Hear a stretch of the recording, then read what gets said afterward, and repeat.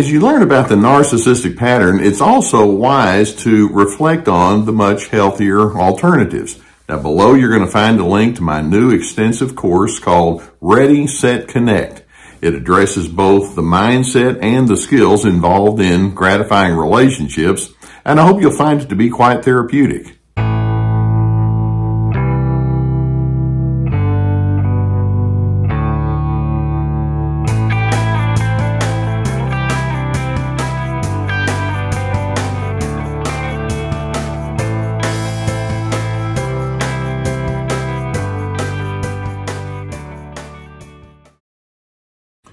When you spend a lot of time with a narcissist, whether you're in a marriage with them or family life or friendships or work settings, one of the things that eventually rises to the surface is the realization that these are not safe people. I wonder how many times you've thought to yourself, there is no way I want to be open or authentic or just my real self with this person because there's so much drama associated with that. Narcissists want you to coordinate with them, and especially when there's conflict. But when we say coordinate, basically they just want you to shut up and be what they tell you that you're supposed to be. And when you show yourself to be too distinct or too other, it's not going to end well with you. I want you to think whenever you have your own uniqueness or distinctions, they're going to assume that that means you're rejecting them.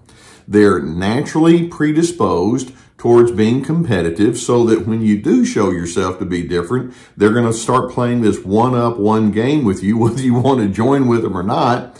Their rules of engagement with you will shift based on their need of the moment, which is a nice way of saying they're very moody.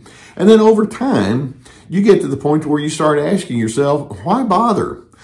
What's going to be next with these individuals? I'm constantly in the doghouse with these individuals anyway, so the less they know about me, then the better off it's going to be. But the problem when you go into that kind of thinking is that narcissists can be so distasteful in the way that they respond to you that eventually you become more and more inclined not just to keep your mouth shut and stay away, but sometimes you can get to the point where you wind up being dishonest in a way that you don't really like. There are times when you can keep your own secrets or tell lies or just lie by omission, and I know that's not how you want to be, but nonetheless, the difficulty with the narcissist is so predictably strained that it creates that kind of dynamic. And by the way, let me underscore, when you're discerning with respect to your self-disclosures to another individual, that's reasonable. But then what we don't want it to do is we don't want it to step across the line to where you begin losing some of your sense of integrity and your good character. Now, what I want to do is I want to highlight about a dozen or so of the most common ways that narcissists can, quote, train you to be dishonest. And when I say, quote, it's just with their repetitive attitudes, you get to the point of saying, I'm not going to let you know who my real self is, to the extent that sometimes you may compromise within yourself. So one of the first things they'll do, number one, is narcissists will approach you with a clearly unbending and self-serving agenda. Over time, you begin realizing they have such a fixed notion about how you must be. They use what I call imperative thinking. You better, you must, you're supposed to. That you think, well, anytime I show myself to be a little different, I'm going to get clobbered from it, and you wind up becoming extremely wary. A second way they train you to cover up and go into a dishonest place sometimes is that they can give you constant criticism and judgment and closed-mindedness. In their eyes, you're hardly ever right, and so they'll give you lots of advice that you didn't ask for, and as you begin trying to think about how you're going to explain yourself to that narcissistic person, you think, why should I even share anything? Because I know I'm going to get clobbered and I'm going to be judged anyway. Well, that leads to a third indicator of them training you to be dishonest, is they'll tend to pepper you with badgering questions. Why did you do it this way? Who were you talking to? Did you say something about me? Did you tell them about what you did that made things wrong? And so they'll just clearly come at you over and over and over with questions that they're not really seeking answers for. They're simply making statements that more or less implies you're being a bad person. It's my job to find out what's wrong with you so that I can just take it even further and punish you. A fourth way that they train you to be dishonest is they can turn minor problems into major issues. We can call this their awfulizing of certain things. There's no room for error. For example, let's suppose that you forgot something. And they can come at you and it's like, you're just trying to make my life miserable and you're never tuned into me. Or let's suppose that you misspeak about something and you realize later that you need to correct yourself. Oh, you're a liar, aren't you? And so there can be those kinds of things, and they'll take small issues and turn it into something that it's not. A fifth way that they can train you to be dishonest is they're very prone, many times, toward irrational anger. And worse, their anger is your fault. And so they can come toward you with rages at time. When they're really angry at you, they'll hold you in contempt and hold grudges against you. Sometimes they'll express their anger through passive-aggressive non-cooperation. But whenever you do something that you know is going to bring their disfavor, it's like, oh, great. Now here comes the worst part. I'm just going to get all their venom. A sixth way that they can train you is they can just act as a bully.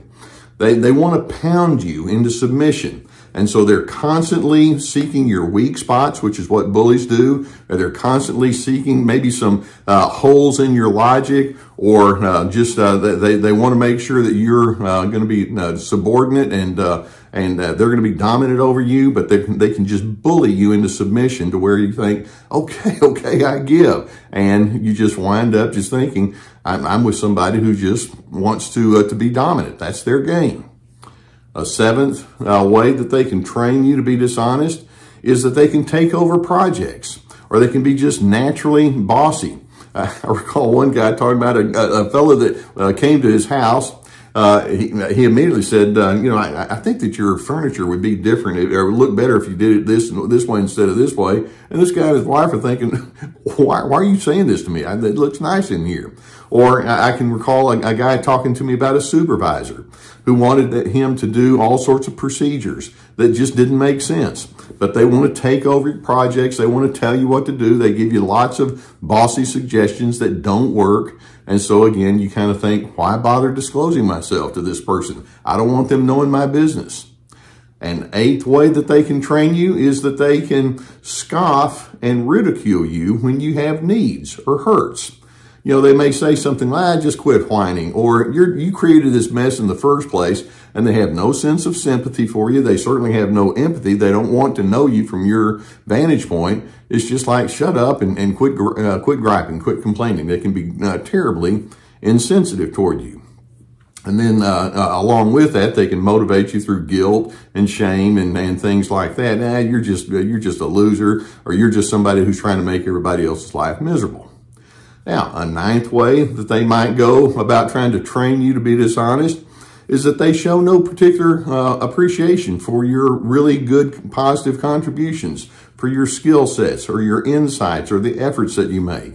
In their mind, it's like, well, that doesn't count because, if it doesn't serve me, I don't care. And as a result, they're very slight in passing along compliments or encouragement. A 10th way that they can train you to be dishonest is they can be two-faced.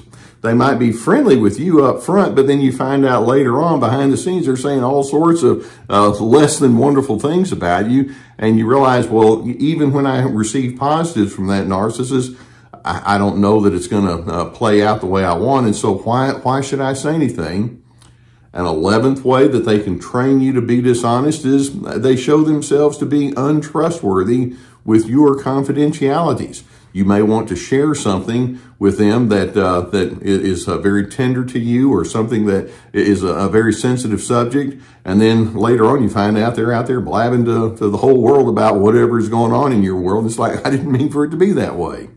They may show an interest in you and your needs, when in fact you realize they're just data gatherers. They're trying to pick up facts about me so that they can use it against me. And then finally, we can say that one of the things that they can do to train you to be dishonest is they will tell you what your reality is. They'll label you. You're the kind of person who does this. They assume that they're the enlightened one, and so they know what motives drive you and why you do the things you do. And it's like, you got me all wrong. It's like, no, I know you better than you know yourself. Now, you can see that the narcissist wants to paint you out to be somebody who's highly unreliable and unstable, when in fact, they're the ultimate unreliable, exploitive, using kind of individuals. Narcissists will view you as narcissistic supply. That is, they want you to just give them whatever it makes them feel good in the moment. And then when you don't go along with it, they're going to punish you for that. And as a result, we go back and you think, I'm not going to tell them anything, or I'm just going to flat out tell them lies if I have to. I'm going to keep secrets. And you hide things, and you wind up being somebody that says, I don't want to get into a discussion because I'm going to get twisted in all sorts of different ways. And so you just say whatever you have to say to get it off their hook.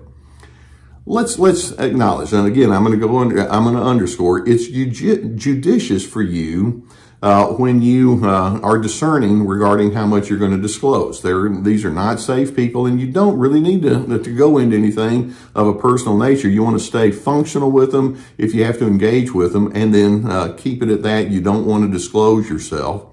You owe the narcissist no conformity. You don't owe them blind loyalty. Anytime you protest or anytime you argue with them, it's going to become fuel for the ongoing onslaught that they're going to have against you.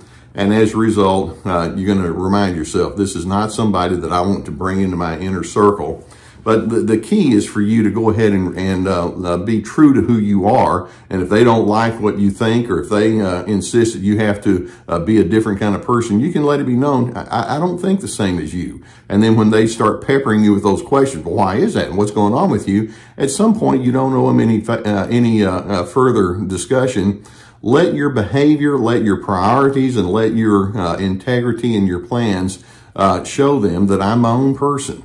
And when they say, well, I don't like it, then in my mind, I'm thinking, yeah, I know you don't, but I'm just going to be my own person. And I don't feel like I need to compromise my integrity and my character just to get you off my back.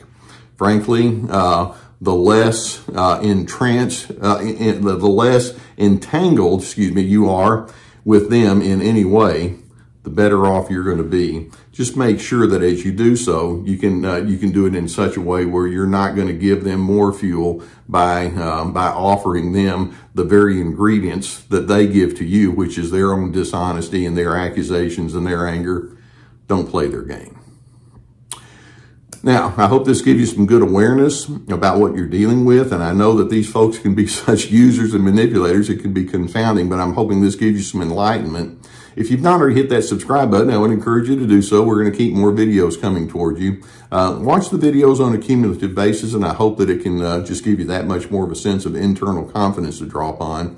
Likewise, if you have a need for therapy, and you know that I've been a therapist, I'm retired now, but I believe in that. If you have a situation on your hands that's just more than you can manage, or you just want to have somebody to unpack all that with you, you know that I've been sponsored for years by the people at BetterHelp.com. There's a link below that will take you to their website. Just a matter of answering a few questions, and then you get to select a therapist that can help you. It's affordable, it's accessible. Please, if you have the need for therapy, take care of yourself and practice self-care.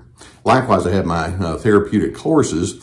These are like signing up for an online class. They're very extensive, and each course has maybe 25 or more videos and written documents with each video and guided questions to take you in a certain direction. We have Ready, Set, Connect about making good connections. We have This Is Me about establishing your boundaries, Free to Be, finding yourself despite those controllers. We have my shorter webinars, and they've proven to be very popular, and they're on the website that we have. And we also have my podcast and my books and articles, things of that nature. So please avail yourself to all the resources. Narcissists will want to turn you any way but loose, and they prove to be very unsafe. And your best game plan when you realize what's going on is to just pull back and make yourself least vulnerable to these individuals, sad to say. But in doing so, I'm hoping you can let it be known I'm committed to my own decency, and I'm committed to my own honor. And Mr. or Mrs. Narcissist, if you can't go along with that, that's where you are. But I'm headed down my path towards peace.